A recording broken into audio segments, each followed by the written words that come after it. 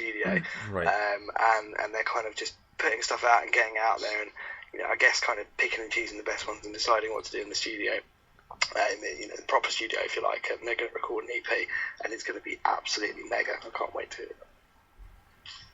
Yeah, that was definitely it was wild stuff, and I did like the sound of it. I even got a little bit of the Clash in there too, which I kind of felt a little bit.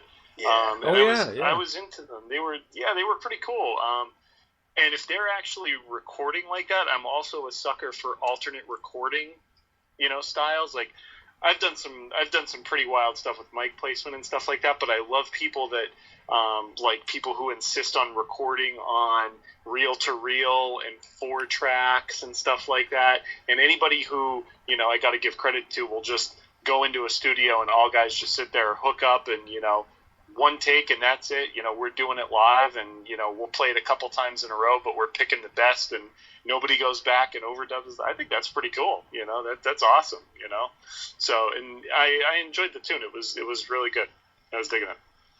Right on. Well, next up is an artist we know very well, and Mike and I have talked to him personally. This is Juxta from his upcoming album. This one's called Enemy of My Enemy. Dig this.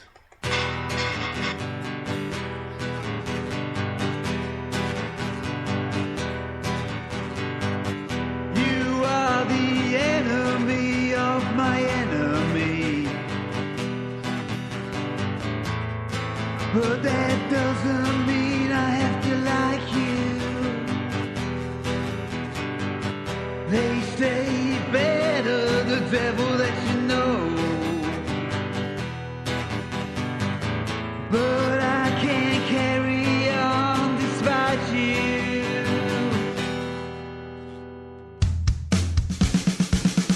You are the enemy of mortality.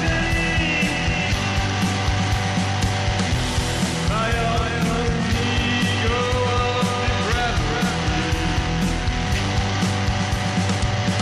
And I can't live without you by my side. You are the enemy of my enemy. I saw the writing on the wall. The telltale signs of your infiltration. I'll felt you slowly taking over to become my endless source of frustration. You are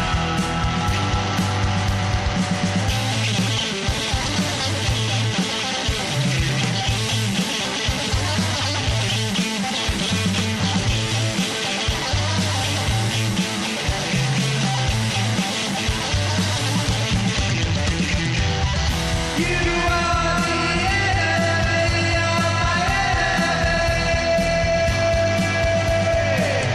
My offering of morality. And I can't live without you by my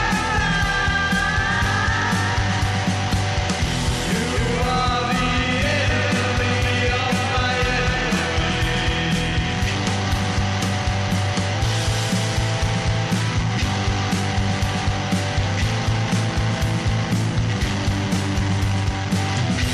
You are the enemy of my enemy. You are the enemy of my enemy. Juxta with Enemy of My Enemy. Now, this one, like normal, we were talking a little bit about it off air, and for some reason I always get cut off when I try to speak, so I've almost essentially given up and just kept messaging, even though... But, Brian, what I was trying to say off air, as I said, my when I was saying thank you, I was being, it wasn't enthusiastic, it wasn't sarcastic. Mm.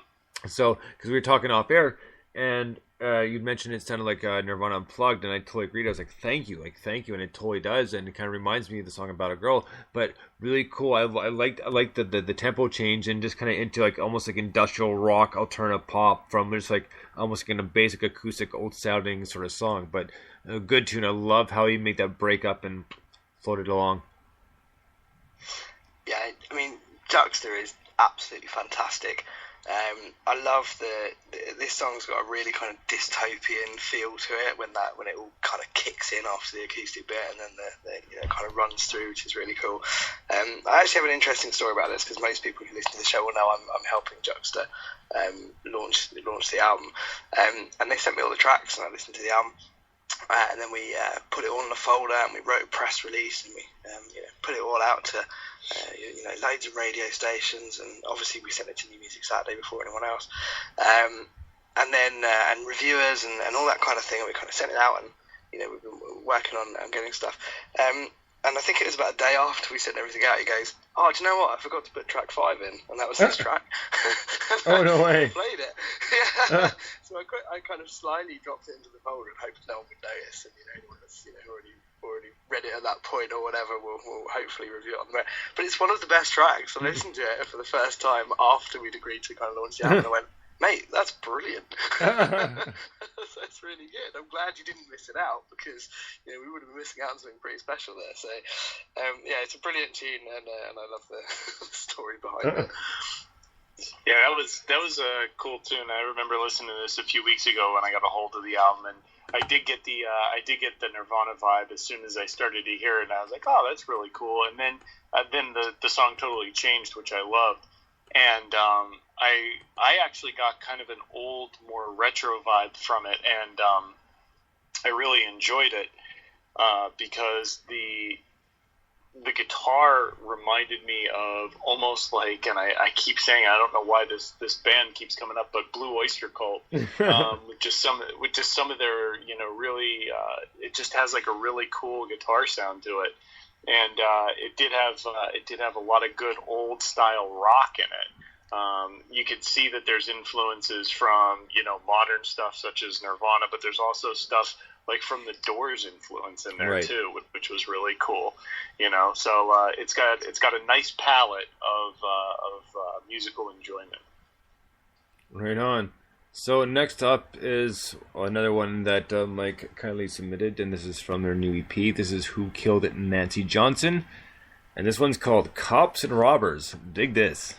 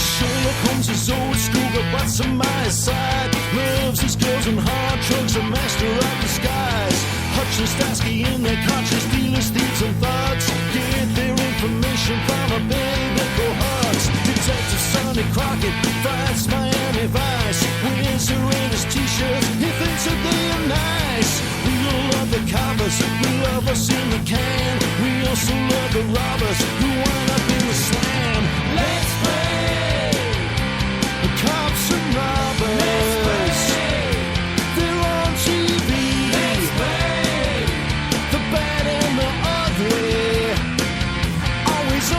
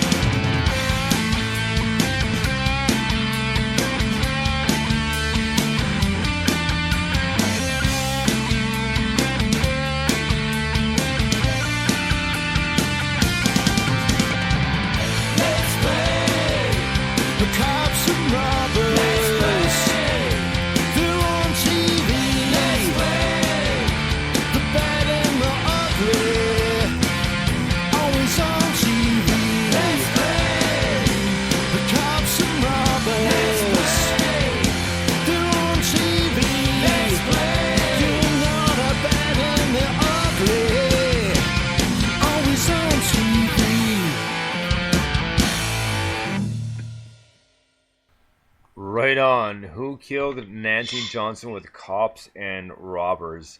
Really, really like that tune. Really catchy, and it was a fun song. Like literally just a fun song.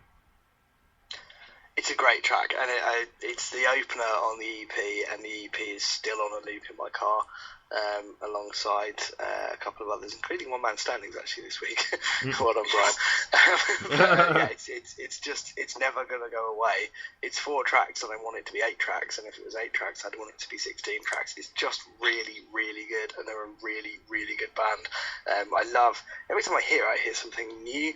So, like, you kind of listen to it and hear all the police sirens at the beginning. It was only the other day I realised that there's a little voice in there that's talking about a parking ticket or something, which I thought was quite funny.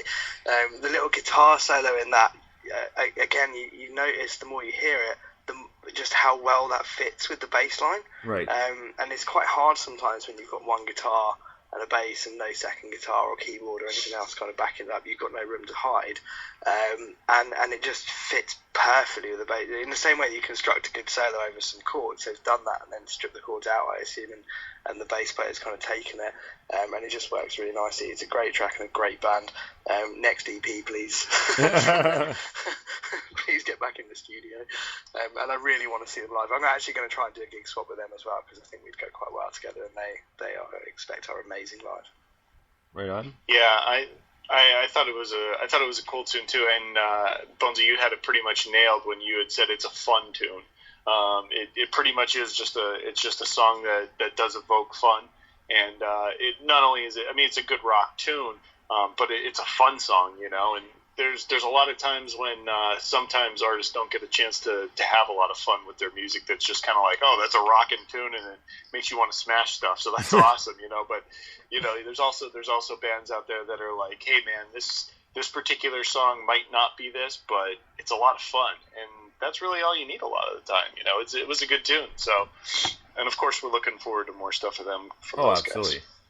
guys. And Mike, I will always say, and anybody who ever comes up to me and says, I have your songs and I listen to them, I will say, I am absolutely honored that I will take that amount of time out of your day that you actually want to listen to my stuff. So I will tell anybody who ever says they always listen to my stuff, I will always say the same thing. I'm absolutely honored. So thank you. That's good stuff, man. I love your stuff. Right on. Well, we all know how I feel about your stuff as well, since I've interviewed Joe. Now you're on the show, so. But I'm more than happy to back it up, though. Thank you. So, One Man Standing, loving. Yeah. So next up, Mike, another one of your submissions, and I did a lot kind of last minute switch around. So I did Who Killed Nancy J first, and then the next band up is Teetotum. Teetotum, what a band! This is on there as well, actually. So it's about 4 or 5 EPs that are on there. They only sent me this. When was it? 2 or 3 weeks. Whenever we played the first track, I think they sent it to me that a couple day. Weeks ago, yeah. Yeah, a couple of weeks ago, and I was just like, I'd never heard of them, and apparently I should have. And they're excellent. A good friend of mine, actually, as it turns out, I found out today or yesterday, is actually just started managing them, which is really cool. It's a lovely lady called Jax, who I went to the Music Venue Trust Fight Back show with last year, which was cool. It's about raising money to stop music venues closing down. And I met Jax there, and she's